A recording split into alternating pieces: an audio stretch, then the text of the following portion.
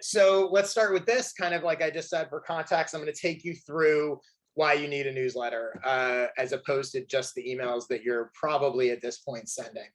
To start, let's define the terms. Again, this is my definition, but I do think it's helpful to sort of clear up some of the confusion, because people hear these words and some of you may think you already have a newsletter, maybe you don't. Some of you may think you have a newsletter and that's your email marketing, but I do think they're sort of different.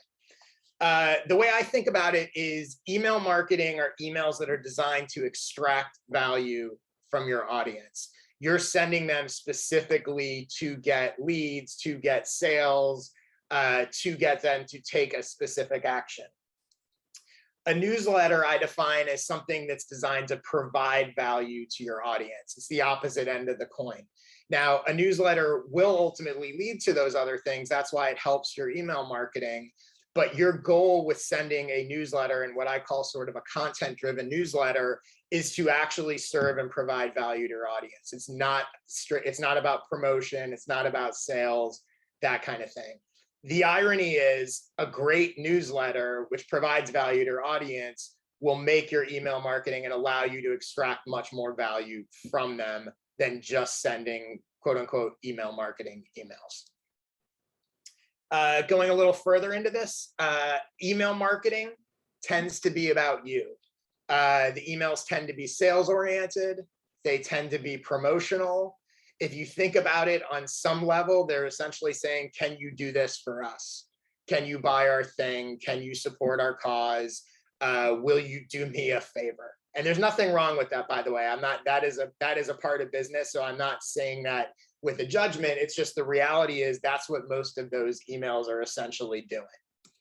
On the flip side, a newsletter is about them, your audience, your customers, other people. Like I said, they're value oriented. The goal of the email is to provide value to people, to help them, to give them something useful. As a result, they tend to be content driven versus sales driven. And if you think about it, again, unlike can you do this for me, when you're sending a newsletter, you're essentially saying, can we do this for you? Can I give you resources that will help you? Can I give you whatever it is that your audience will value, and we'll get into that in a moment.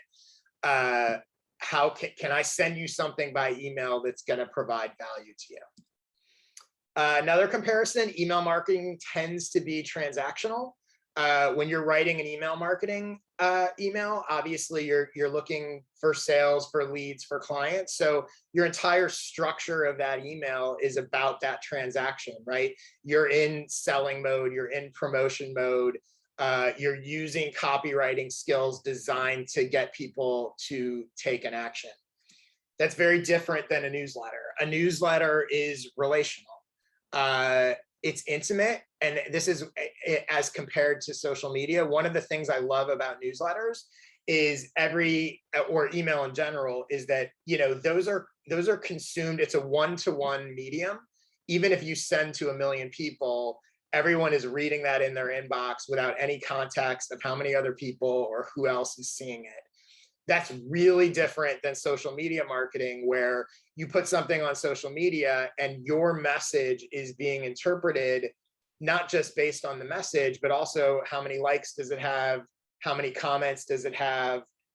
Your customer or your reader's interpretation of it is heavily influenced by what everyone else is saying. Now, that can be a good thing, but it can also be a bad thing.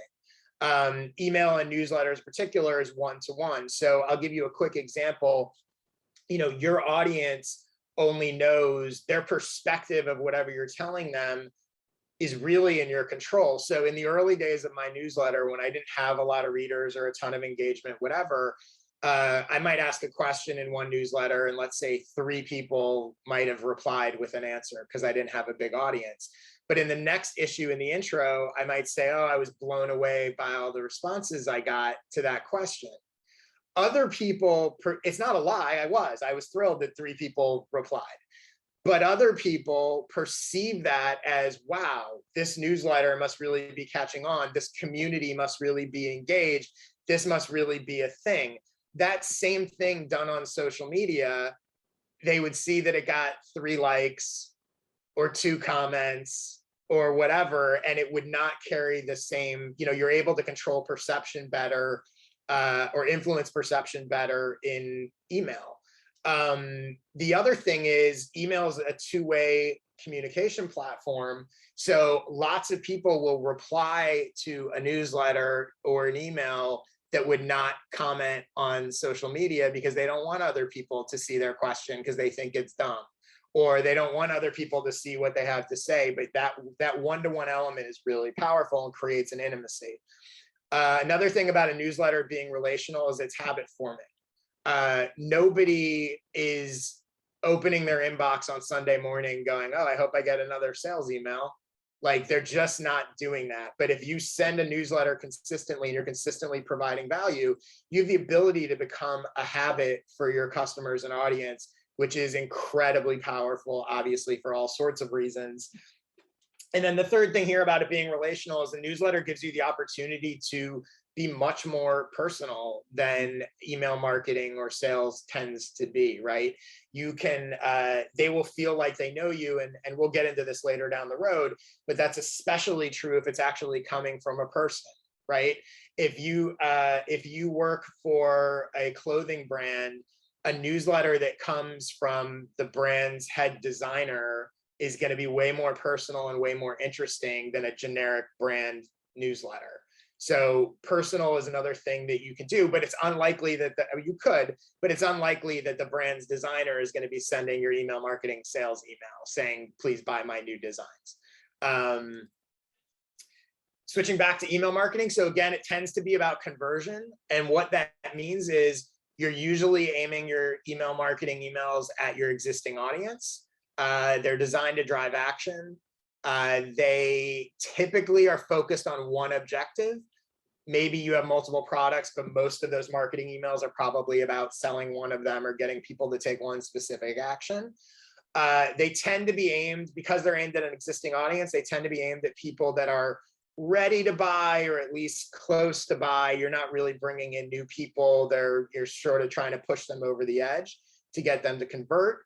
And most of those email marketing emails tend to be designed to counter objections, right? If you're trying to get someone to buy that thing, a lot of what your email is going to be structured about is what are the reasons that they haven't bought the thing yet. Again, on the flip side, a newsletter is almost the opposite. A newsletter is a tool for audience growth, right? You're writing something that is helpful or useful. You're writing something that has personality. You're writing something that can position your brand in a market and give them a sense of who you are and why they should care. A huge difference is sales emails don't attract subscribers. A newsletter will actually bring new people to you because it's about providing value, not extracting value. So if you're not using a newsletter, if the only emails you're sending are promotional or sales oriented, you're missing a potentially massive channel to actually attract new customers and new audience. Along with that, a newsletter drives word of mouth. Nobody's forwarding a sales email or a marketing promotional email. Lots of people, if your newsletter is good, will forward it, will tell other people about it. Oh, I got, so much value, especially when you're in a niche where, you're in a particular industry and those people all talk to each other and they go, oh my God, have you seen this? Have you seen this newsletter? You have to check it out. And then fewer unsubscribes. You're always going to get unsubscribes, whether you send a newsletter, an email, marketing email, whatever. But the truth is, if you're providing value on a regular basis, you're going to get a lot fewer unsubscribes than you would typically get from marketing emails. Okay, so all of this is a long-winded way of saying you need both. I'm not suggesting you stop doing email marketing and only do a newsletter. I'm not suggesting you only do email marketing and not do a newsletter. Because in your business, you most likely need conversions and audience growth. That's why you need email marketing and a newsletter.